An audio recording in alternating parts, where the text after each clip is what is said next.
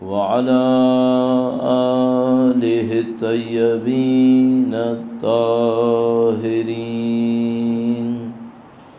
سيما بقية الله في الأراضين.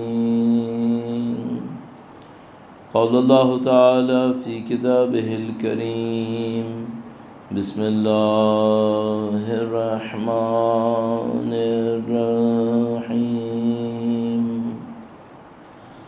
أم حسبت أن أصحاب الكهف والرقيم كانوا من آياتنا عجبا. درود بھیجیے گا محمد و آل محمد پر. اللہم صلی علی محمد. خدا مثال کا انتہائی شکر ہے، انتہائی احسان ہے. خدا مثال نے بے پناہ نعمتیں عنایتیں ہم سب پہ نازل فرمائی ہیں، اور خدا کی نعمتیں کچھ ایسی ہوتی ہیں جن کا تعلق اس دنیا سے ہوتا ہے، اس دنیا میں کام آتی ہیں، اس دنیا کے بعد اس کا اثر اتنا نہیں ہے. یہاں پہ خدا ہمیں مثلاً ہوا کی نعمت دے رہا ہے، کھانے کی نعمت دے رہا ہے، جسم کی طاقت دی ہے. ان کا تعلق اس دنیا سے بنتا ہے. کچھ نعمتیں ایسی ہیں جن کا تعلق اس دنیا سے بنے گا، جو کبھی ختم نہیں ہوگی. ہماری عقل مندی ہونی چاہیے کہ ہم اس دنیا کی طاقت کو بھی، نعمت کو بھی اس دنیا کے اندر تبدیل کر لیں. اور یہ دین کا ایک بہت بڑا کارنامہ ہے. جتنے بھی ادیان ہمارے پاس ہیں، شاید دین کی رگ میں یہ، اصل میں یہ ہے کہ دو دنیا کے قائل ہیں. ایک وہ دنیا جو یہاں ہے، ختم ہو جائے گی، اور ایک دنیا جو کہیں اور ہے، وہ ہمیشہ باقی رہے گی. اور جو ہوشیاری دین ہم سے چاہتا ہے، وہ یہ چاہتا ہے کہ تم عقل مند بنو، تھوڑی دیر کے لیے زندہ نہیں ہو، ہمیشہ زندہ رہو گے. تو تم اپنی طاقت کو، توانائی کو تھوڑی دیر کے لیے استعمال کر کے ضائع نہیں کرو. ایسی چیز میں استعمال کرو جس سے اس کو تبدیل کر دو ہمیشہ رہنے والی نعمت کے اندر. اب دیکھیے ہم اور آپ دنیا میں کیا کرتے ہیں. اگر کسی کے پاس تھوڑا سرمایہ ہوتا ہے تو وہ کیا کرنا چاہتا ہے؟ اس سرمایہ کو خرچ کر دینا چاہتا ہے، یا اس سرمایہ کو بڑھانا چاہتا ہے؟ بڑھانا چاہتا ہے. وہ چاہتا ہے اور زیادہ سرمایہ اس کے پاس آئے. تو یہ خدا نے ہمیں تھوڑا سرمایہ دیا ہے، 50 سال، 60 سال، 80 سال، اور وہ ہم سے کیا کہہ رہا ہے؟ تم اس کو تبدیل کر لو لاکھوں سال میں. اے خدا، یہ پاسبل ہے؟ کہہ رہے ہاں پاسبل ہے. میں تمہیں اسی 60 سال کے بدلے، 70 سال کے بدلے میں لاکھوں سال کی زندگی دینے کو تیار ہوں، تم عقل مند ہو جاؤ. تو آپ اور میں اس وقت جو نعمتیں اللہ کی دیکھ رہے ہیں، یہ ٹیمپریری ہیں، یہ ختم ہو جائیں گی. لیکن اگر ہم عقل مند ہوئے تو کیا ہوگا؟ عقل مند ہوئے تو ہم ان کو تبدیل کر دیں گے ہمیشہ رہنے والی نعمتوں میں، پرماننٹ نعمتوں کے اندر. اور یہ کام بہت آسان ہے ایک لحاظ سے، اور بہت مشکل ہے ایک لحاظ سے. تو جو آسان کام ہے وہ میں آپ کی خدمت میں عرض کرتا ہوں. درود بھیجیے گا محمد و آل محمد پر. صلی علی محمد محمد وعجل فرج. بہت خوبصورت ایک قول ہے مولا امیر المومنین کا، ان کی ذات پہ درود بھیجے گا محمد و آل محمد.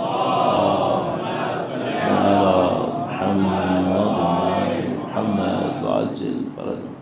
یہ مثال بھی مولا نے ایک مثال دی ہے، اور اس مثال کو آپ ایک سفر سے، ٹریولنگ سے سمجھ سکتے ہیں. تو امام نے فرمایا کہ فرض کرو تمہارے پاس سامان بہت زیادہ ہے اور بہت لمبی ٹریولنگ ہے. اب پرانے زمانے میں یہ ٹریولنگ 1-2 دن کی نہیں ہوتی تھی. آج ہم بہت لمبا کوئی سفر کریں گے تو 1 دن لگے گا. جہاز میں بیٹھے تو 1 دن کے بعد ہم مثال کے طور پر کہیں پہنچیں گے. جو سب سے بڑی فلائٹ ہے میرے خیال میں 14 گھنٹے 16 گھنٹے سے زیادہ کی نہیں ہے تو دنیا میں اس وقت ہمارے پاس ہے. اس زمانے میں ایسا نہیں ہوتا تھا، 2-2 مہینے لگ جاتے تھے. 3 مہینے لگ جاتے تھے. تو اگر مثال کے طور پر کوئی حج پہ جاتا تھا تو اگر مثلا مڈل ایسٹ سے بھی گیا، مثلا عراق سے گیا، ایران سے بھی گیا، تو اس کو بھی 3 مہینے لگ جاتے تھے. تو امام نے فرمایا کہ فرض کرو اگر تمہارے پاس سامان بہت زیادہ ہے، سفر بہت لمبا ہے، اور کوئی تم سے یہ کہے کہ تم یہاں مجھے سامان دو، اور جہاں تم پہنچو گے وہاں میں تمہیں سامان دوں گا اس سے زیادہ جو تم نے مجھے دیا تھا. یہاں تم مجھے مثال کے طور پہ 100 kg دو، 100 kg، وہاں میں تمہیں 500 kg دوں گا تمہارے سامان کا. کوئی قرضہ نہیں لوں گا تم سے، کوئی پیسہ نہیں لوں گا. تو تم دو گے یا نہیں دو گے؟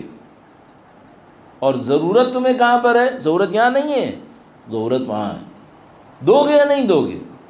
ظاہر دے گا آدمی کہ بھئی کتنا اچھا آدمی مل گیا ہے، میں ساری ٹریولنگ میں اتنا آسانی سے ٹریولنگ کروں گا، میرے اوپر کوئی لوڈ بھی نہیں ہوگا، مجھے کیئر بھی نہیں کرنی، اور میرا سامان 100 kg سے 500 kg ہو کر مجھے وہاں مل جائے گا جہاں مجھے سب سے زیادہ ضرورت ہے. تو امام فرماتے ہیں کہ تم اپنی دنیا کا بوجھ اس کو کیوں نہیں دیتے جس کو دینے پر تمہیں وہاں بڑھا بڑھا کے ملنے والا ہے. خدا تعالیٰ فرماتا ہے کہ من یقرض اللہ قرضا حسنا، کون ہے جو اللہ کو قرض دے؟ اللہ کو قرض دے. خزانوں کا مالک خدا ہے، اور ہم سے کہہ رہا ہے کون ہے جو مجھے قرض دے. تو وہ قرض کیا لے رہا ہے؟ وہ کہہ رہا ہے اگر تم میری راہ میں صدقہ کرو گے تو یہ میرے اوپر قرض ہے، میں تمہیں واپس کروں گا. کتنا واپس کرے گا خدایا؟ اپنی کیلکولیشن میں فرماتا ہے 700 ٹائمز بنا کر واپس کروں گا. اور اس 700 ٹائمز کے بعد کہتا ہے اس سے بھی زیادہ دوں گا. یہ آسان کام ہو گیا. تو اگر فرض کریں میرے پاس دن میں 24 گھنٹے ہیں، 1 گھنٹہ میں نے ایسا گزار دیا جو اللہ کی طرف چلا جائے تو وہ 700 آورز بن جائے گا میرے لیے. اب مجھے صرف ایک بات کرنی ہے، یہ بنتا کیسے ہے؟ یہ اللہ کے پاس جاتا کیسے ہے؟ میں 1-2 راستے عرض کرتا ہوں، پھر اپنے ٹاپک کو فالو کریں گے. درود بھیجے گا محمد و آل محمد پر.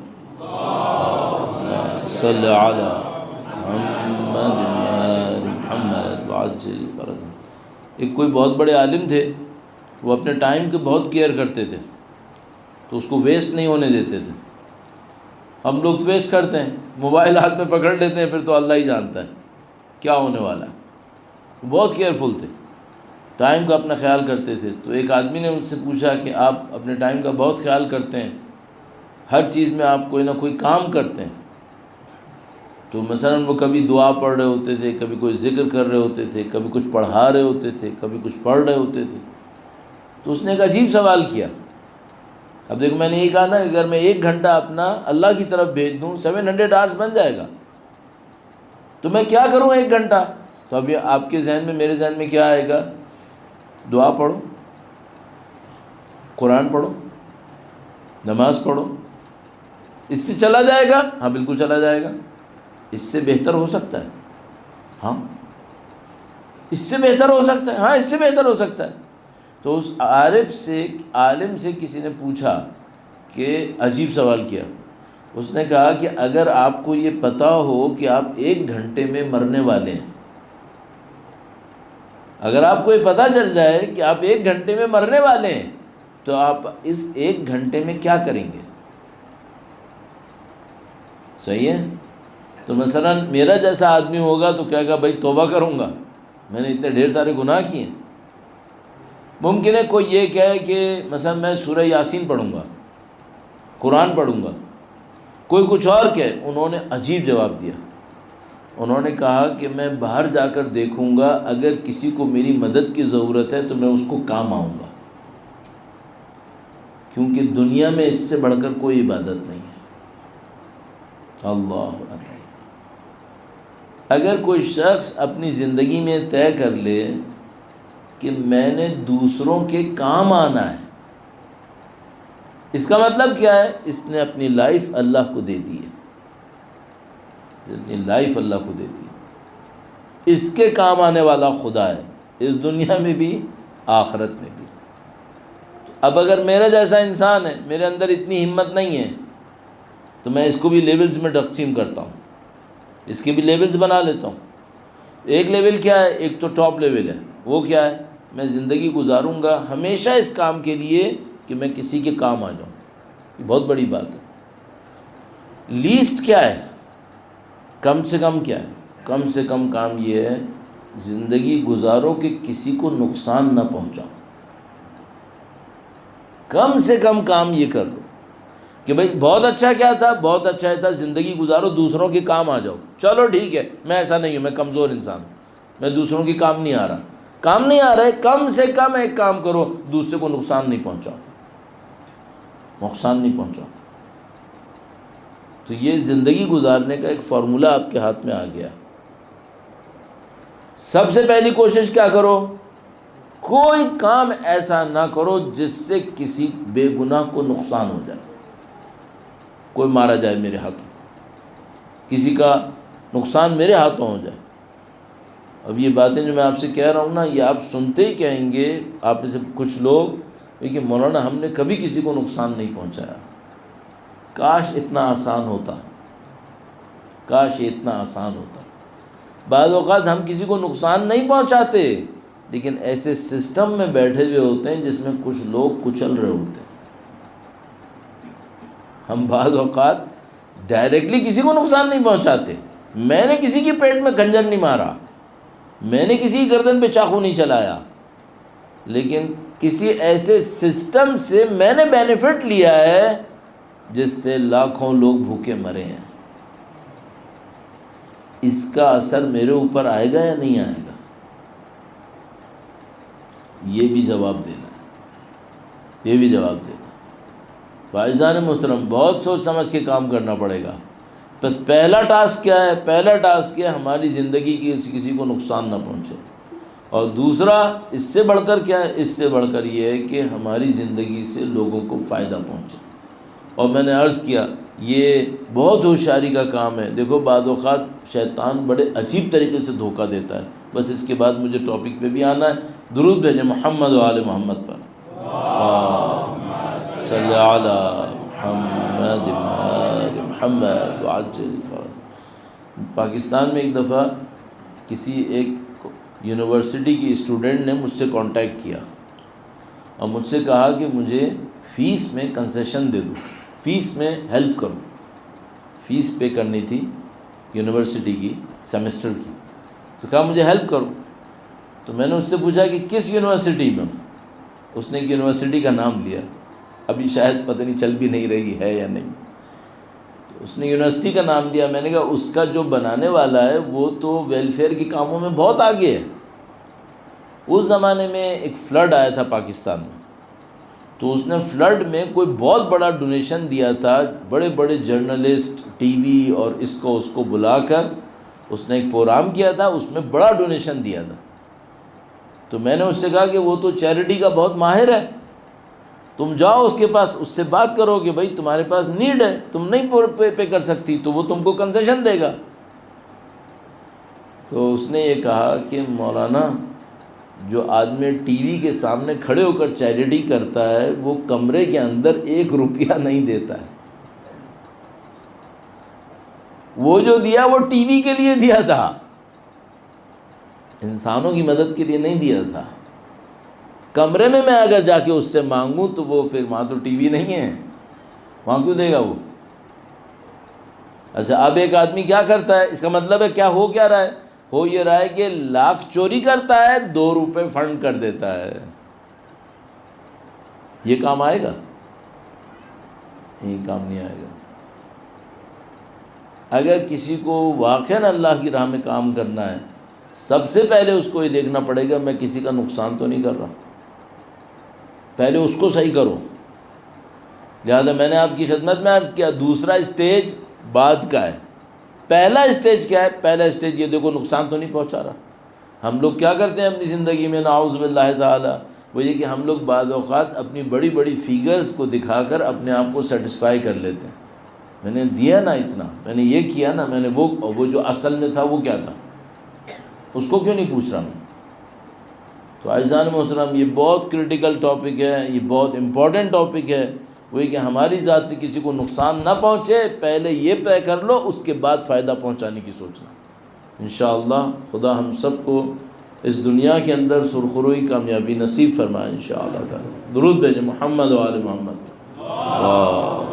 صلی علی محمد محمد وعجل فرج. اس سلسلے میں باتیں بہت ہیں، اب ساری سخت باتیں ایک دن میں نہیں کرنی چاہیے، آہستہ آہستہ کرنی چاہیے.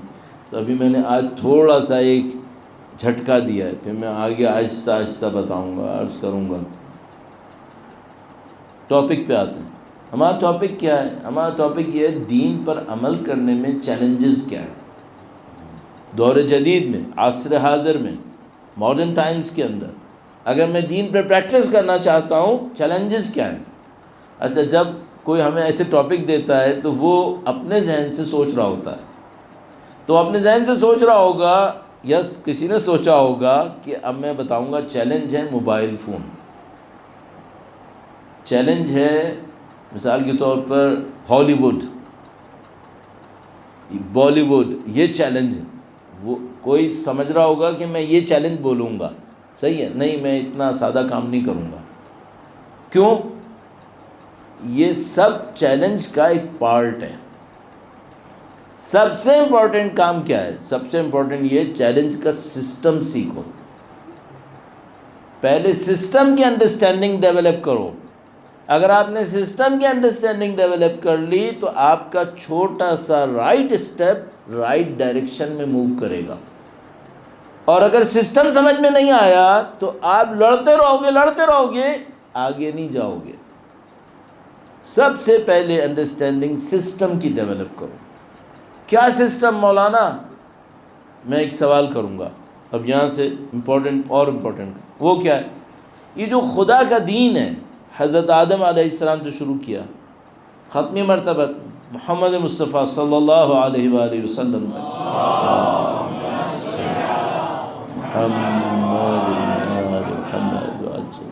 یہ آہستہ آہستہ آیا. یہ سسٹم ہے یا صرف اسکیٹرڈ پیسز ہیں؟ سسٹم ہے یا پیسز ہے؟ Scattered pieces. کیا مطلب؟ مثلا یہاں پہ کنسٹرکشن میرے خیال میں برکس بھی استعمال ہوتی ہیں، میں نے دیکھا برکس بھی استعمال ہوتی ہیں، بلاکس بھی استعمال ہوتے ہیں، برکس بھی استعمال ہوتی ہیں. اچھا فرض کرو ایک آدمی نے ٹرک منگوایا برکس کا، ٹرک میں برکس آئیں مثلا 1000، وہ برکس لے کر آیا ٹرک میں اور اس نے ڈی لوڈ کر دیا برکس کو، ساری اینٹیں اس نے ڈی لوڈ کر دیں، وہ اینٹیں یوں کر کے زمین کے اوپر گر گئیں. اب میں آپ سے ایک سوال پوچھتا ہوں، یہ اسکیٹرڈ پیسز ہیں یا سسٹم ہے؟ یہ پیسز ہیں، سسٹم نہیں ہے یہ. اب میں کیا کرتا ہوں، میں انہی برکس کو استعمال کرتا ہوں، پورا گھر بنا دیتا ہوں. اب یہ جو میں نے شیپ دی ہے، گھر بن گیا، یہ پیسز ہیں یا سسٹم ہے؟ Now this is a system. اس سسٹم میں ایک آبجیکٹو ہے، اس کی پروسیسنگ ہوئی ہے، اس کا ایک ان پٹ ہے، اس کا ایک آؤٹ پٹ ہے. سسٹم میں 3 پارٹ ہوتے ہیں، ان پٹ، آؤٹ پٹ، پروسیسنگ. آپ ایک بائیسیکل چلا رہے ہیں، ایک ان کا آپ کا ان پٹ ہے، ایک پروسیسنگ ہے اور ایک آؤٹ پٹ ہے. It's a system. یہ پورا سسٹم ہے. یہ جو روڈ کے اوپر اینٹیں پڑی تھیں یہ پیسز تھے، یہ سسٹم نہیں ہے. سسٹم نہ ہو تو کیا فائدہ ہے؟ مثلا یہ پیسز پڑے ہیں نا، تم ایک آدمی سے کہو یہ 10 اینٹیں اٹھا کے یہاں سے ادھر پھینک دے، دوسری طرف پھینک دے، کوئی مسئلہ نہیں ہے. کیوں؟ سسٹم نہیں ہے. سسٹم نہیں ہے، ادھر کر دو، ادھر کر دو، آگے پیچھے کر لو، یہ سب ہو سکتا ہے. اب آ گئے سسٹم میں. وہ کیا ہوا؟ آپ نے ان اینٹوں سے گھر بنا دیا، دیوار کھڑی کر دی، چھت کے اندر اینٹیں لگ گئیں. اچھا اب ایک آدمی سے کہو یہاں سے 25 اینٹیں چھت پہ سے نکال کے وہاں پھینک دے، اب کیا ہوگا؟ سسٹم خراب ہو جائے گا. شاید کولیپس کر جائے گا. فاؤنڈیشن میں سے نکال دی اس بدبخت نے تو پھر تو سارے ہی گیا. صحیح ہے. تو سسٹم اور اسکیٹرڈ پیسز، اس میں فرق کیا ہوتا ہے؟ سسٹم میں آپ اس کے اندر انٹرفیئر نہیں کر سکتے، یہ اپنا بنا ہوا ایک پیس ہوتا ہے. اس کو آپ نے چھیڑا، یہ نکالو وہ ڈالو، ادھر کر دو ادھر کر دو، معاملہ خراب ہو جائے گا. اب میں آپ سے پوچھتا ہوں، یہ جو اللہ کا دین ہے پیسز ہے یا سسٹم ہے؟ سسٹم ہے. اس لیے خدا کہتا ہے یہ مت کرنا، نؤمن ببعض ونکفر ببعض، بعض کو ہم قبول کریں گے بعض کا ہم انکار کریں گے. خدا کہتا ہے یہ نہیں کرنا. ادخلوا فی السلم کافۃ، پورے کے پورے دین میں داخل ہو. کیوں؟ یہ سسٹم ہے. تم اپنی چوائس دکھاؤ گے معاملہ خراب کر دو گے، یہ کام صحیح نہیں ہوگا تمہارا. پھر وہ ایک آدمی آیا، اس نے ایک جگہ کے اوپر ایک کارخانے میں دیکھا اور کہا کہ اس میں ٹائر بن رہے تھے. تو اس نے کہا کہ بھائی ٹائر بن رہے ہیں تو ٹائر کے یہ کیسے تم لوگ سب غلط بنا رہے ہو؟ ایک ٹائر بڑا ایک ٹائر چھوٹا ہے. کہنے کہ یہ ایسے نہیں چلتا ہے، ٹائر سارے چاروں ایک جیسے ہونے چاہیے. پھر اس نے بہت چلایا تم لوگوں کو عقل نہیں ہے، یہ نہیں ہے وہ نہیں ہے. جب وہ سارا چلا چکا تو جو سامنے کھڑا تھا اس نے کہا سوری سر، یہ اصل میں ٹریکٹر کا ٹائر ہے. ٹریکٹر کے ٹائر میں اور گاڑی کے ٹائر میں بہت فرق ہوتا ہے. گاڑی کے ٹائر چاروں برابر ہوتے ہیں، ٹریکٹر کے ٹائر بڑے ہوتے ہیں. سسٹم میں کیا ہوتا ہے؟ سسٹم میں تمہاری مرضی نہیں چلے گی. سسٹم میں بنانے والے نے سوچ سمجھ کے بنایا ہے. تو یہ جو اللہ کا دین ہے یہ پورا سسٹم ہے، یہ تو آپ نے قبول کر لیا. اب میں آپ سے ایک اور خطرناک سوال کرنے والا ہوں. اس دین کے مقابلے میں جو کچھ ہے وہ شیطان ہے. شیطان ہے. معذرت چاہتا ہوں، ذرا سا سوچ سمجھ کے جواب دیجیے گا. اللہ کے دین نے کتنی کوشش کی، حضرت آدم، نبی خدا، ائمہ اطہار، اولیاء، اوصیاء، اتنے لوگ. ادھر سے شیطان بھی لگا ہوا ہے، اپنا کام کیے جا رہا ہے. اس وقت دنیا میں جیت کس کی نظر آ رہی ہے؟ سوال سخت ہو گیا نا. اب میں اس کو ایک اور طرح کرتا ہوں تاکہ معاملہ خراب نہ ہو جائے کہیں. درود بھیجیں محمد و آل محمد پر. صلی علی محمد محمد عجل پر. میں ایک دفعہ ایک صاحب سے ملنے گیا، وہ ایک یونیورسٹی کے ڈائریکٹر تھے، ان کو پریزیڈنٹ کہتے ہیں وہاں پر، یونیورسٹی کے پریزیڈنٹ. تو انہوں نے باتوں باتوں میں سامنے ایک وائٹ بورڈ لگا ہوا تھا، اس وائٹ بورڈ میں بیچ میں ایک لائن لگائی اور رائٹ ہینڈ پہ لکھا آنیسٹی، ٹروتھفلنس، کیئرنگ، جتنی بھی اچھی صفتیں تھیں رائٹ ہینڈ پہ لکھی. لیفٹ سائڈ پر اس نے لکھنا شروع کیا کننگ، چیٹر. لیفٹ سائڈ پر ساری گندی باتیں انسانوں کے اندر جو ہو سکتی تھیں وہ لکھیں. کتنی جلدی توجہ چھوڑ دیتے ہو یہ سمجھ میں نہیں آتا. درود بھیجیں محمد و آل محمد پر. صلی علی محمد آل محمد وعجل فرج. وائٹ بورڈ پر ایک طرف اس نے پازیٹیو انسان کی صفتیں لکھی، لیفٹ سائڈ پر اس نے نیگیٹو انسانوں کی صفتیں لکھیں. اس کے بعد اس نے مجھ سے ایک سوال کیا. اس نے کہا مولانا آنیسٹلی پلیز بتائیے گا آج کی دنیا میں زیادہ فٹ کون سا ہے؟ آج کی دنیا میں زیادہ فٹ انسان سوسائٹی میں جو فٹ ہو جاتا ہے، چلتا ہے، کام کرتا ہے، ترقی کرتا ہے، کون سا والا ہے؟ تو میں نے اس سے کہا کہ مجھے یہ جواب دینا اچھا نہیں لگ رہا ہے، لیکن آج کی دنیا زیادہ فٹ لیفٹ ہینڈ والا ہے. اس کو دنیا جلدی ایکسیپٹ کر لیتی ہے، اس کو آگے بھی لے جاتی ہے.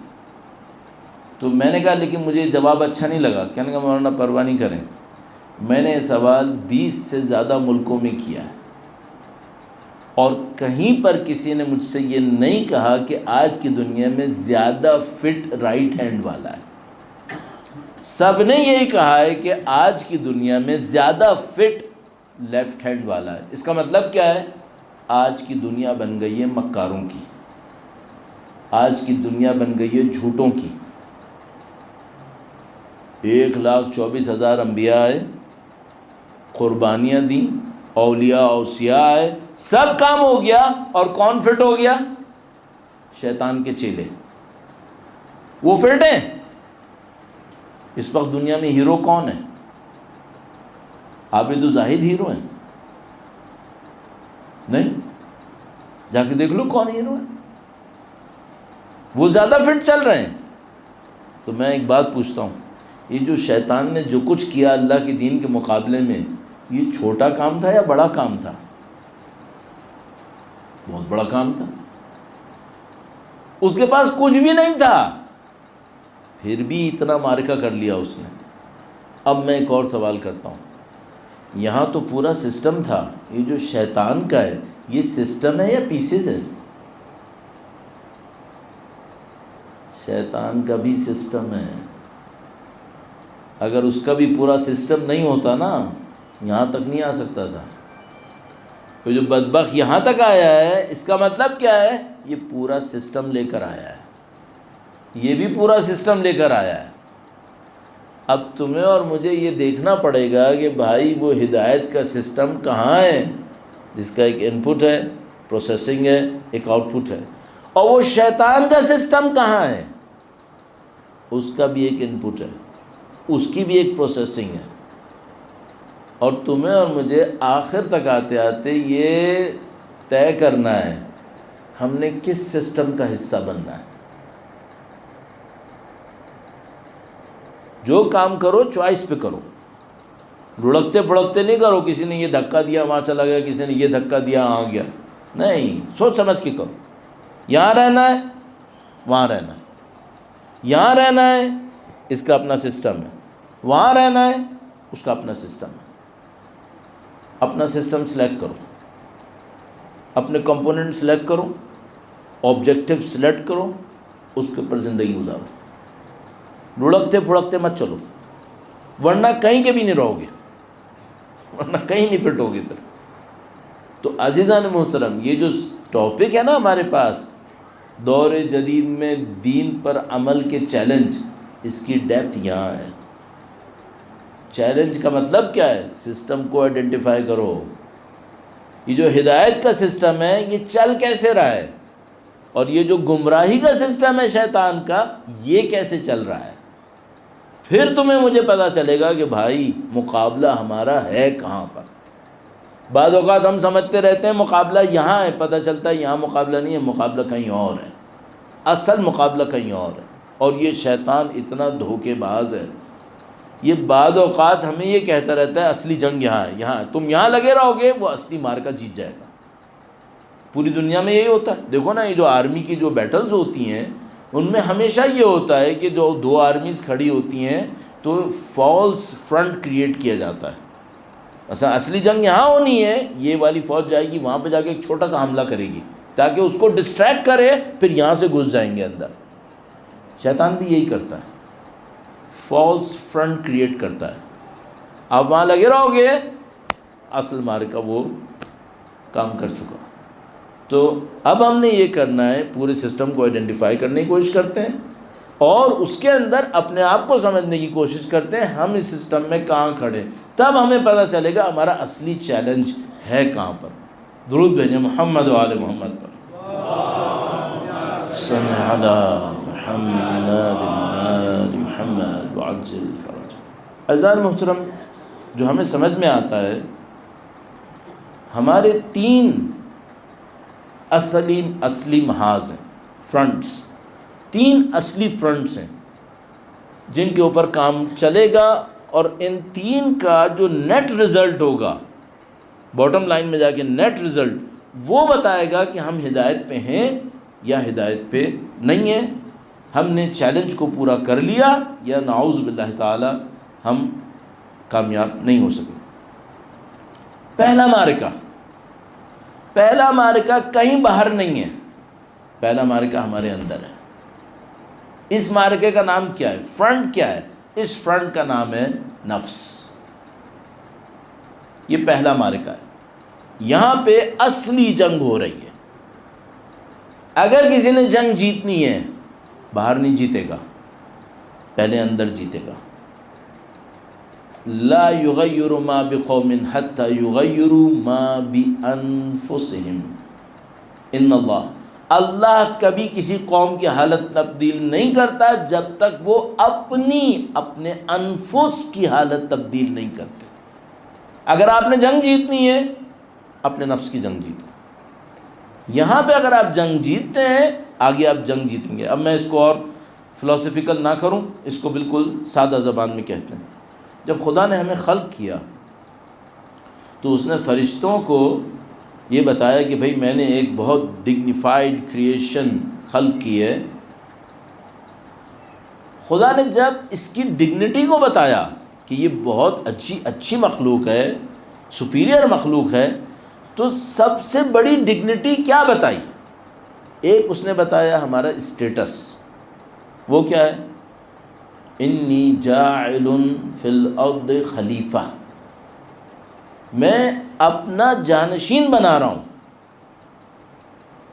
یہ تو اسٹیٹس ہو گیا اس کا۔ اس رینک تک پہنچنے کے لیے ایک ریالٹی بھی تو چاہیے۔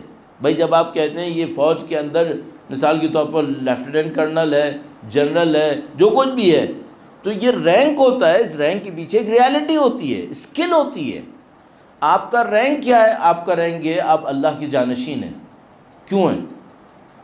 کیونکہ خدا نے کہا وَإِذَا نَفَخْتُ فِيهِ مِن رُوحِي، جب میں اس میں اپنی روح سے پھونکوں فَقَعُوا لَهُ سَاجِدِينَ، تم اس کے سامنے سجدے میں گر جانا۔ بس ہمارا ایک رینک ہے، وہ رینک کیا ہے؟ اللہ کی جانشین ہے۔ اس رینک کے پیچھے ریالٹی کیا ہے ہماری ریالٹی ہے کہ ہم میں اللہ کی روح میں سے پھونکا گیا ہے۔ وَإِذَا نَفَخْتُ فِيهِ مِن رُوحِي، اس کا مطلب کیا ہے؟ ہم سب کے اندر ایک خدائی کلر موجود ہے، ہیونلی کلر ہم سب کے اندر موجود ہے۔ کسی بھی کاسٹ، کسی بھی کریڈ، کسی بھی نسل، کسی بھی شعبے سے ہوں، سب کے اندر ایک خدائی رنگ موجود ہے۔ یہ تو ہمارا خدائی رنگ ہو گیا۔ اچھا، اگر میں نے اس رنگ کو سنبھالا تو میں کہاں پہنچوں گا؟ اگر میں نے اس کے اوپر محنت کی تو کیا ہوگا؟ اور اگر محنت نہیں کی تو کیا ہوگا؟ احسن تقویم میں خلق کیا ہے، اسفل سافلین میں جا سکتا ہے۔ خدا فرماتے قرآن کریم، ایک حدیث قدسی ہے، میں کوشش کر کے کبھی نہ کبھی اس کو عرض کر دیتا ہوں۔ اللہ کا شکر ہے سب نے تقریباً سنی ہوئی ہے، لیکن کم لوگوں نے اس کے اوپر غور کیا ہے، تو میں اس کو عرض کرتا ہوں آپ کی خدمت میں، یہ کہنے کے لیے کہ اگر کوئی اپنے خدائی کلر کے اوپر جو خدا نے ہمارے اندر پھونکا تھا، اگر کوئی اس کے اوپر محنت کرے تو وہ کیا بن سکتا ہے؟ درود بھیجے گا محمد و آل محمد پر۔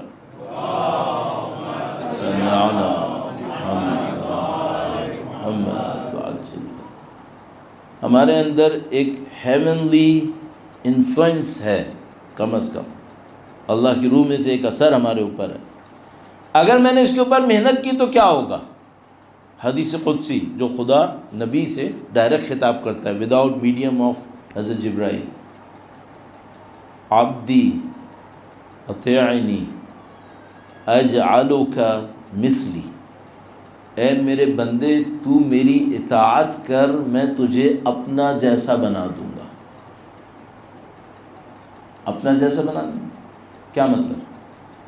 فرمایا میں حی اور قیوم ہوں، مجھے موت نہیں آتی، تجھے بھی موت نہیں آئے گی۔ میں جب چیزوں سے کہتا ہوں کن تو وہ ہو جاتی ہیں، تو بھی کہے گا کن تو ہو جائیں گی۔ یا اللہ، تو خدا مجھ سے کیا کہہ رہا ہے؟ تم اس ہیونلی انفلوئنس کے اوپر اگر کام کر گئے نا تو تمہاری یہ اسکل تمہارے پوری ایگزسٹنس کو کور کر لے گی، پھر تم میری طرح کام کر رہے ہوگے۔ آپ کہیں گے نہیں مولانا یہ تو شرک ہو گیا، نہیں کوئی شرک نہیں ہوا۔ حضرت عیسیٰ علیہ السلام قرآن کریم میں کہتے ہیں میں مردے کو زندہ کروں گا بِإِذْنِ اللہ۔ خدا ہمیں شرک سکھائے گا قرآن کریم میں؟ نعوذ باللہ تعالی۔ اذن خدا سے کوئی مردے کو زندہ کرے شرک نہیں ہے۔ خدا کے متعال نے کیا فرمایا؟ اے میرے بندے تو میری اطاعت کر، میں تجھے اپنا جیسا بنا دوں گا۔ یہ کیا مطلب ہوا؟ اس کو کہتے ہیں خلوص۔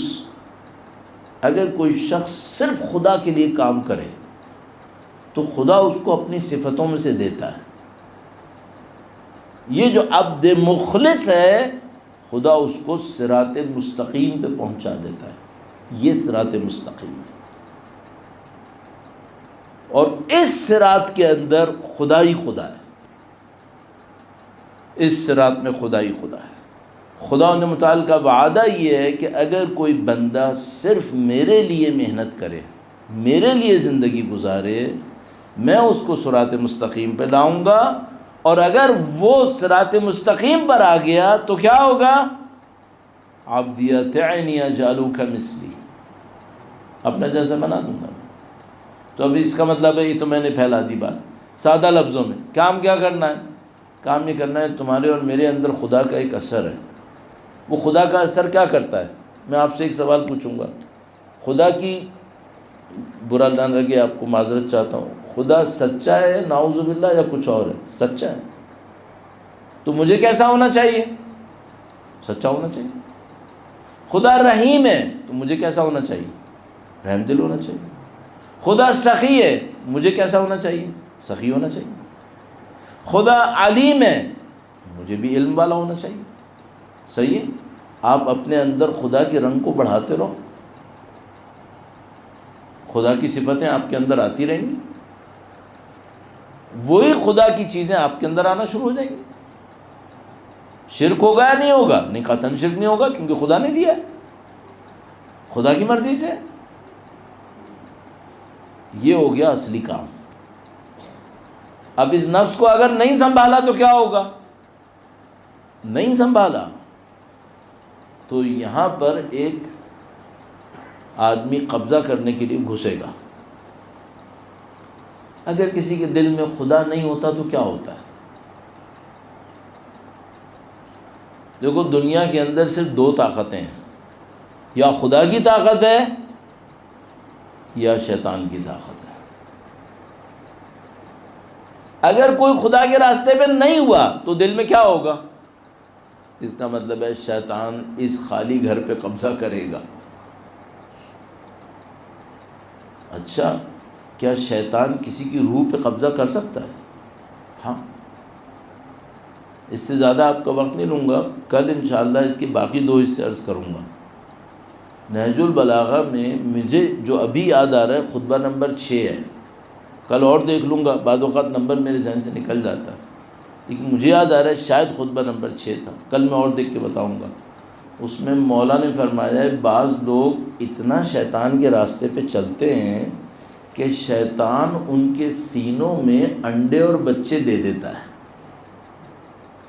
یہ دیکھنے میں انسان ہوتے ہیں، اصل میں شیطان کے چیلے ہوتے ہیں۔ شیطان ان کے اوپر زندگی گزار رہا ہوتا ہے۔ اس کا مطلب کیا ہوا؟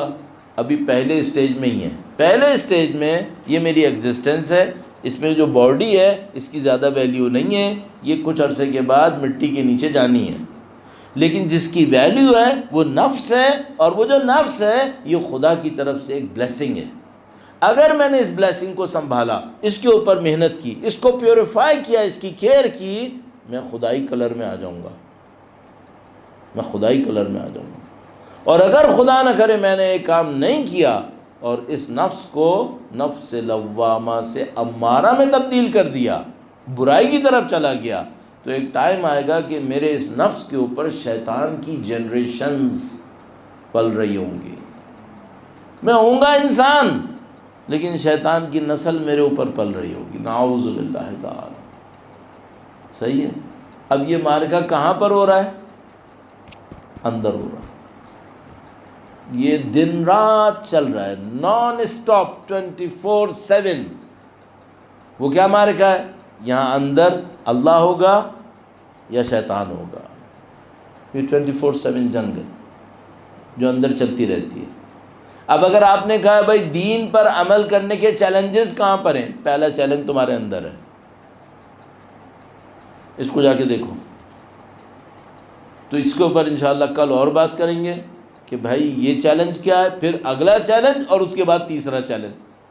اگر اس پورے سسٹم کو ہم نے سمجھ لیا، میرا خیال ہے ہمارا کام تھوڑا سا آسان ہو جائے گا، ہمارا کام آسان ہو جائے گا.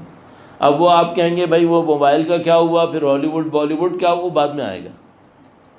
پہلے سسٹم سمجھ لو، پھر اس کے بعد آئے گا کہ اس کا رول اس بیچ میں ہے کیا، کون سی چیز کہاں فٹ ہو رہی ہے. اللہ کے دین میں بھی ہر چیز اپنی جگہ فٹ ہے، شیطان کے نظام میں بھی ہر چیز اپنی جگہ فٹ ہے. بعض انسان کا چیلنج بالی ووڈ ہالی ووڈ نہیں ہے، بعض انسانوں کا چیلنج قرآن پڑھتے ہوئے ہے. یہ کیسے؟ کیوں؟ وہ قرآن پڑھ کے شہرت کما رہا ہے.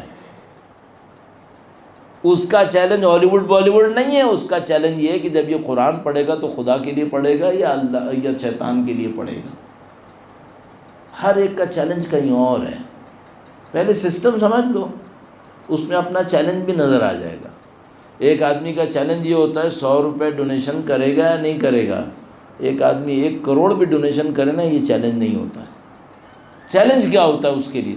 اس کے لیے چیلنج ہوتا ہے اس نے کسی کو بتایا یا نہیں بتایا، چاہے 1 روپے دے. ہر بندے کا چیلنج کہیں اور ہوتا ہے. یہ آپ کو جب پورا سسٹم نظر آتا ہے نا، پھر سمجھ میں آتا ہے بھائی میرا چیلنج کہاں پر ہے. اس کو پھر پکڑو گے، پھر تمہیں کامیابی انشاءاللہ پہلے بھی مل رہی ہے اور انشاءاللہ نصیب ہوگی. درود بھیجیں محمد و آل محمد پر، صلی علی محمد محمد وعجل فرجہ. یہ جو خدا نے ہمیں عزاداری کی نعمت دی ہے، اس کا ایک بہت بڑا اثر کیا ہے؟ جا کے دیکھو لوگوں نے چیلنج کے موقع پر کیا کیا ہے. کوئی شخص آخر تک صحیح آیا، بعد میں بھاگ گیا. کوئی شخص شروع سے غلط تھا، بعد میں صحیح ہو گیا.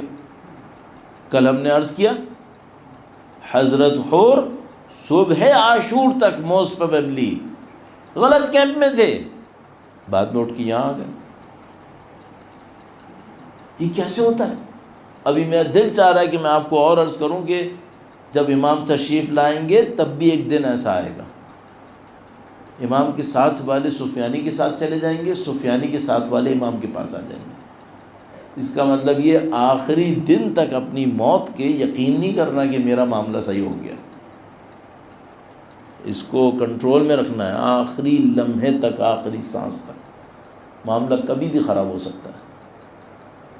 توفیق چاہیے ہمیں. دیکھو ان سب میں جو لوگ کامیاب ہوئے نا، ان سب میں ایک کامن کوالٹی ہے، یہ لوگ ہمبل ہیں، یہ لوگ ایروگنٹ نہیں ہیں. دوسری کوالٹی یہ ہے کہ یہ قربانی دینے سے نہیں ڈرتے. جس کسی نے بھی سید الشہداء کا ساتھ دیا ہے، نمبر 1 ہمبل تھے، سب خدا کے سامنے سر جھکائے ہوئے، کوئی اکڑنے والا نہیں تھا. دوسری بات یہ تھی کہ سب کے سب قربانی دینے کے لیے تیار تھے، جان دینے کے لیے تیار تھے.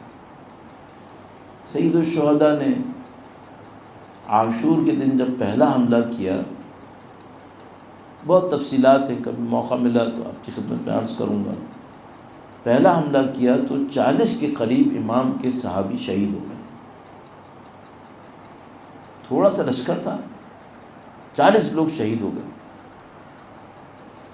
جتنے لوگ تھے انہوں نے پہلا حملہ کیا، 40 کے قریب شہید ہوئے. دوبارہ پیچھے آئے اور فارمیشن کرنے کی کوشش کی. فارمیشن کیا تھی اس زمانے میں؟ اس زمانے میں آرمی کی فارمیشن میں 3 اس کے پیسز ہوتے تھے.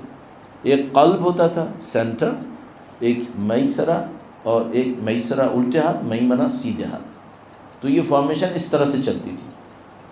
تو صبح کو جو لشکر بنا تو ویسے ہی چھوٹا سا تھا، لیکن امام نے فارمیشن پوری کی. میمنہ، میسرہ، قلب، تینوں کو تشکیل دیا، تینوں کا کمانڈر علیحدہ بنایا، جبکہ شاید دیکھنے میں ضرورت نہیں لگ رہی تھی. امام نے کیا یہ کام. جب پہلا اٹیک ہوا واپس آئے تو 40 سے زیادہ شہید ہو گئے. اب جو واپس کھڑے ہوئے دوبارہ فارمیشن کرنے لگے تو دیکھا نہیں اب بندے نہیں ہیں اتنے. اور ایک بات سمجھ میں آئی وہ یہ کہ اگر انہوں نے دوسرا اٹیک کر دیا تو نہیں معلوم کون بچے گا، نہیں پتہ کون بچے گا. اگر یہ ہو جاتا تو شاید جنگ ظہر سے پہلے ختم ہو جاتی. امام نے کہا نہیں، ایسے نہیں، ہم جنگ کو ایک ایک کر کے کریں گے. میں اپنے بچپن سے سوچتا تھا کہ ایک مجاہد لڑنے جاتا تھا، جب وہ گرتا تھا تو امام کو آواز دیتا تھا اور امام آتے تھے اس کی لاش اٹھانے کے لیے. تو پہلے کیوں نہیں آتے تھے؟ پہلے اس لیے نہیں آتے تھے کہ امام نے فارمیشن والی جنگ کو روکا ہوا تھا. امام نے کہا تھا ہم ایک ایک کر کے بھیجیں گے. کیوں کہا تھا ایسے؟ اس لیے کہا تھا کہ جب اگر فارمیشن میں جاتے تو کون حضرت علی اکبر کو مار دیتا ہمیں پتہ ہی نہیں چلتا. امام نے کہا نہیں، فارمیشن روکو، ایک ایک کر کے بھیجو. اب یہ بہت مشکل کام تھا. دیکھو اب معاملہ بہت خطرناک تھا. پہلے تو آپ 70-80 میں کھڑے ہو، 100 میں کھڑے ہو، آپ نے یوں مل کے حملہ کر دیا، سب مل کے حملہ کرنے گئے، شہید ہو گئے. اب کیا تھا؟ سامنے کتنے ہزار کا لشکر اور ایک آدمی جائے گا لڑنے کے لیے. اب جو تھی نا جنگ، وہ سچے بہادروں کی جنگ تھی. اب کسی عام آدمی کی جنگ نہیں تھی، اب صحیح جنگ تھی. اور اس میں ہمیں فائدہ کیا ہوا؟ ہمیں ایک ایک سپاہی کا پتہ چل گیا، اس نے یہ کیا، اس نے یہ کیا، اس نے یہ کیا. کسی کے پاس عذر نہیں ہے لشکر یزید میں کہ کوئی یہ کہے میں نے علی اکبر کو غلطی سے مار دیا. نہیں، جو بھی جنگ لڑنے جاتا تھا وہ پہلے اعلان کرتا تھا میں فلاں ابن فلاں ہوں اور میں حسین کی خاطر میدان میں آیا ہوں. ہر آدمی اپنا اناؤنسمنٹ کرتا تھا، اس کو رجز کہتے تھے. وہ عربی میں شعر پڑھ کے اناؤنسمنٹ کرتا تھا. تو یہ جنگ بڑی خطرناک جنگ تھی. سید الشہداء کے سامنے جو بھی قربان ہو رہا تھا بڑے طاقتور انسان تھے، بہت مخلص تھے. میں ہمیشہ کوشش کرتا ہوں کبھی نہ کبھی عاشرہ مجلس کے اندر کہیں نہ کہیں ایک مجاہد کا تذکرہ کروں. باقی سب امام حسین کے سامنے قربان ہو رہے تھے، گرتے تھے، امام حسین آتے تھے. ایک مجاہد ایسا تھا جو جب گرا ہے اکیلا لڑا ہے، اکیلا گرا ہے، کوئی نہیں آیا، کوئی نہیں آیا. باقی سب نے عاشور میں لکھا ہے، بیان کیا ہے کہ جب ہمارا دل بہت گھبرانے لگتا تھا تو ہم حسین کے چہرے کو دیکھتے تھے. جب امام کے چہرے کو دیکھتے تھے تو ہمیں یوں لگتا تھا جیسے دوسری زندگی مل گئی. ایک مجاہد ایسا تھا جو سید الشہداء سے بہت دور تھا، پہلا مجاہد واقعی کربلا کا. آج ہم لوگ بار بار کہتے ہیں نا غریب الوطن، غریب الوطن. غریب الوطن کون ہے؟ جو وطن سے دور ہے، کوئی اس کا ساتھی نہیں، کوئی اس کا چاہنے والا نہیں. سید الشہداء نے سب سے زیادہ غربت خود اٹھائی ہے. کیوں؟ جب امام حسین لڑنے گئے تو کوئی نہیں بچا تھا. سب سے زیادہ غربت امام حسین نے اٹھائی، کوئی نہیں بچا تھا، امام حسین اکیلے رہ گئے. لیکن عزیزو، امام حسین کا ایک عاشق ایسا تھا جو امام کی شہادت سے پہلے امام کے راستے پر چلتے ہوئے مرحلہ مرحلہ وہ اٹھا رہا تھا جو امام حسین نے اٹھانا تھا. ایک ایک مرحلہ. اور میں جس شہید کی طرف اشارہ کرنا چاہتا ہوں وہ حضرت مسلم بن عقیل کی شخصیت. اتنا عجیب ہے اگر حضرت مسلم بن عقیل کے مصائب کے اوپر توجہ دیں. یوں لگتا ہے جیسے سید الشہداء کا نقش قدم ہے اور مسلم اس قدم کے اوپر قدم رکھتے ہوئے چل رہے ہیں۔ کوفہ میں ایک موقع آیا جب مسلم بن عقیل تنہا رہ گئے، ایک جگہ سے دوسری جگہ جاتے تھے، نہ کہ مسلم بن عقیل نہیں جانتے تھے کس کا گھر کہاں پر ہے، مسلم بن عقیل جانتے تھے، لیکن اتنے غیرت مند تھے کہ اگر کوئی مجھے نہیں بلانا چاہتا تو میں اس کے گھر نہیں جاؤں گا۔ جان سکتے تھے مسلم بن عقیل کے کس کا گھر کہاں پر ہے، وہ جا سکتے تھے، لیکن نہیں گئے، چونکہ غیرت ہاشمی گوارا نہیں کرتی تھی کہ میں کسی کے گھر جا کر پہنچ جاؤں۔ وہ غربت کے عالم میں ایک گلی سے دوسری گلی جاتے رہے، ایک جگہ کے اوپر بیٹھ گئے، تھوڑی دیر میں ایک عورت نے دروازہ کھولا اور اس نے کہا کہ آج کی رات بہت سخت رات ہے، عبید اللہ ابن زیاد کے جاسوس جگہ جگہ گھوم رہے ہیں، تم اجنبی ہو، کیا تم کہیں اور نہیں چلے جاؤ؟ مسلم بن عقیل نے اس سے کہا کہ میں جانا چاہتا ہوں، لیکن اس کوفے نے مجھے دعوت دی ہے اور پھر میرا ساتھ چھوڑ دیا۔ عزیزو، میں شاید یہ جملہ نہیں کہہ پاؤں گا، سمجھا سکوں گا، شاید مجھے بھی اچھا سمجھ میں نہ آتا ہو، لیکن انسان کی غربت اور بے بسی اس وقت ہوگی جب گھروں کے اندر بیٹھی ہوئی عورتوں کو بھی پتا ہو کہ آج غریب کون ہے۔ جب مسلم نے یہ کہا کہ مجھے کوفہ نے بلایا اور ساتھ نہیں دیا، میں غریب الوطن ہوں، تو اس مومنہ نے کہا کہیں تم مسلم بن عقیل تو نہیں ہو؟ اس کا مطلب یہ ہے کہ ہر جگہ مشہور تھا کہ آج مسلم بن عقیل غریب الوطن ہے۔ مسلم بن عقیل نے قبول کیا، وہ مومنہ، اور یہاں پر اہل بیت کی چاہنے والی خواتین کا کردار ہمیشہ سے بہت مثبت، بہت اچھا، اور مجھے یقین ہے کہ ایسی اہل بیت کی چاہنے والی خواتین اس دور کے اندر بھی ہوں گی، اور ان کے ذریعے سے امام کی نصرت کرنے والے بچے تربیت پائیں گے۔ حضرت مسلم بن عقیل طوعہ کے گھر میں چلے گئے۔ میں زیادہ طولانی نہیں کروں گا، مسائل کو جلدی سے عرض کرتا ہوں۔ امام مسلم بن عقیل نے رات وہاں پہ گزاری، کچھ عبادتیں کی، اللہ سے راز و نیاز کیے۔ کچھ دیر کے بعد طوعہ سے کہا کہ میرا سامان، جو جنگی لباس، شمشیر وغیرہ ہے، وہ لے آؤ، اب مجھے گھر سے باہر نکلنا ہے۔ اس نے کہا کہ آپ کیوں گھر سے باہر نکلنا چاہتے ہیں؟ کہا کہ عبید اللہ کا لشکر گھر کے نزدیک آ رہا ہے۔ چونکہ مسلم بن عقیل فوج کے ماہر تھے تو انہوں نے گھوڑوں کی ٹاپوں کی آواز سے سمجھ لیا تھا کہ لشکر نزدیک آ رہا ہے، تو کہا کہ اس کا لشکر نزدیک آ رہا ہے، مجھے فوراً گھر سے باہر نکلنا ہے۔ اس مومنہ نے کہا کہ میں آپ کو سامان دوں، لیکن کیا بہتر نہیں ہے کہ آپ میرے گھر کا دروازہ بند کر لیں، میرے گھر کو اپنا قلعہ بنائیں، آپ کی جان زیادہ محفوظ ہوگی۔ عزیزو سننا ذرا، مسلم بن عقیل نے کہا کہ میں گوارا نہیں کروں گا کہ جب میں مر جاؤں تو کوئی تیرے گھر کے اندر داخل ہو جائے۔ اب میں صرف ایک بات کہوں گا عزیزو، وہ یہ کہ شاید امام حسین نے مسلم بن عقیل کو اسی لیے آگے بھیج دیا کہ کہیں مسلم بن عقیل کو شام غریبہ نہ دیکھنی پڑ جائے۔ مسلم بن عقیل باہر آئے، دشمنوں کا مقابلہ کیا، شیر خدا کی نسل ہے، دشمنوں کو تیر مار کیا۔ ایک موقع کے اوپر انہوں نے دھوکے سے مسلم بن عقیل کو ایک گڈھے کے اندر گرا لیا اور مسلم بن عقیل کے اوپر پتھروں کی بارش کی، یہاں تک کہ مسلم بن عقیل کو اسیر کر لیا۔ جب اسیر کر لیا، مسلم بن عقیل نے ایک موقع کے اوپر پیاس احساس کی، اس کے بارے میں بھی مختلف اقوال ہیں ہمارے پاس، کیوں پانی مانگا، لیکن ایک موقع کے اوپر پانی مانگا۔ جب پانی لایا گیا تو مسلم بن عقیل نے پانی نزدیک کیا چہرے سے، ہونٹ کٹے ہوئے تھے، اس میں سے خون کے قطرے پیالے کے اندر گر گئے۔ دوسرا پیالہ لایا گیا، پھر خون کے قطرے گرے۔ جب تیسرا پیالہ لایا اور پھر خون کے قطرے گرے تو مسلم بن عقیل نے پانی ہٹا دیا اور کہا کہ اب میں سمجھ گیا کہ میرے شہید ہونے کا وقت آ گیا۔ میں نے سنا تھا کہ حسین پیاسے شہید ہوں گے، خدا چاہتا ہے کہ میں بھی پیاسا شہید ہو جاؤں۔ یہ پہلا مرحلہ تھا۔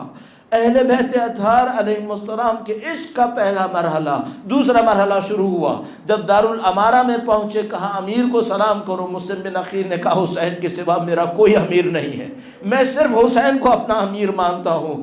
مسلم بن عقیل کو دارالامارہ کی چھت پہ سے زمین پر گرایا گیا۔ نہیں معلوم جسم کی کتنی ہڈیاں ٹوٹی ہوں گی اور جسم کے ساتھ کیا ہوا ہوگا۔ کچھ دیر کے اندر ایک لعین آیا اور اس نے مسلم بن عقیل کی گردن کو علیحدہ کیا۔ اس کے بعد مسلم بن عقیل کی لاش کو گلیوں کے اندر گھسیٹا گیا۔ عزیزو، آپ نے سنا ہے کہ عصر عاشور سید الشہداء کا لاشا پامال ہوا، وہ ایک لاشا وہاں پامال ہوا اور ایک لاشا یہاں مسلم بن عقیل کا پامال۔ یہ دو مرحلے ہو گئے عزیزو، بس غربت بھی جھیل لی، پیاس بھی جھیل لی، لاشا بھی پامال ہوا، لیکن ابھی بھی حسین کا درد، حسین کا غم زیادہ ہے۔ اس کی وجہ یہ ہے کہ سید الشہداء کے پاس خبر آئی کہ مسلم بن عقیل شہید کر دیے گئے۔ سید الشہداء نے مسلم بن عقیل کی بیٹی کو اپنے پاس بلایا، اس کو زانوں پہ بٹھایا، ایک روایت کے مطابق کانوں میں گوشوارے لٹکائے۔ اس بچی کو احساس ہو گیا، اس نے کہا آپ ایسے مجھے پیار کر رہے ہیں جیسے یتیموں کو پیار کرتے ہیں۔ عزیزو، مسلم بن عقیل پیاسے شہید ہوئے، غریب الوطن شہید ہوئے، لاشا بھی پامال ہوا، لیکن یتیمہ کے ساتھ اچھا سلوک ہوا تھا۔ ایک حسین کی یتیمہ ہے۔